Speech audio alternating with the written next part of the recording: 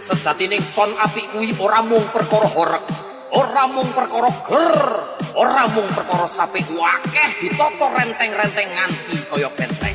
Nanging son sing apik kuwi son sing ora ngelek-ngelek marang son liya. Hei para sonmen, sing durung iso ayo panggah dadi kanca, sing wis rumangsa suhu amit, aku tak mbebu.